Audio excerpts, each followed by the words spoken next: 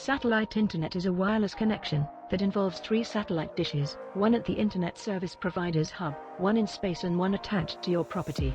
In addition to the satellite dish, you also need a modem and cables running to and from the dish to your modem. Satellite internet is the ability to transmit and receive data from a relatively small satellite dish on Earth and communicate with an orbiting geostationary satellite 22,300 miles above Earth's equator. The orbiting satellite transmits and receives its information to a location on Earth called the Network Operations Center, or NOC, pronounced NOC. The NOC itself is connected to the internet or private network, so all communication made from a satellite dish to the orbiting satellite will flow through the NOC before it reaches the internet. Satellites contain, unsurprisingly, extremely expensive pieces of hardware, costing many millions of dollars to build and millions more to launch into space. Because of this, it makes the whole business of satellite internet extremely expensive. This is what makes satellite internet bandwidth so expensive. Now, what is a geostationary satellite? There is a location in space where you can place a satellite in orbit, so that from the ground, the satellite appears stationary.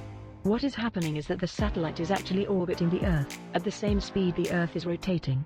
The satellite makes a complete orbit around the Earth in 24 hours, or exactly 1 day. Geostationary satellites are only located at 22,300 miles, directly above the Earth's equator and nowhere else. How to locate satellite?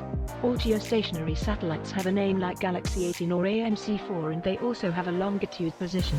If you recall from high school, longitude refers to those imaginary long lines that travel down the Earth for global mapping. There are 360 degrees of longitude readings for Earth. If one knows the longitude of a satellite, one knows where the satellite is located in the sky, because all geostationary satellites are always located above the equator, or zero latitude. So what about latency? The one noticeable difference that differentiates satellite service from other land-based ISPs is something called latency, a term commonly used in the satellite world. Latency simply refers to how long it takes a single piece of information to make a round trip back and forth over a satellite connection. Latency could also be called ping time. Since data over satellite travels at the speed of light, and light speed is 186,000 miles per second, and the orbiting satellite is 22,300 miles above Earth, and must travel that distance 4 times, computer to satellite, satellite to NOC, satellite to computer, this adds up to a lot of time. This time is called latency, and it is roughly half of a second or 500 milliseconds. This is not a lot of time to you or me, but some applications like VPN and real-time gaming don't like this time delay. Who wants to pull a trigger and wait half a second for the gun to go off?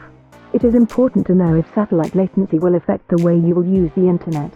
Some satellite internet providers are HughesNet, Viasat, Starlink.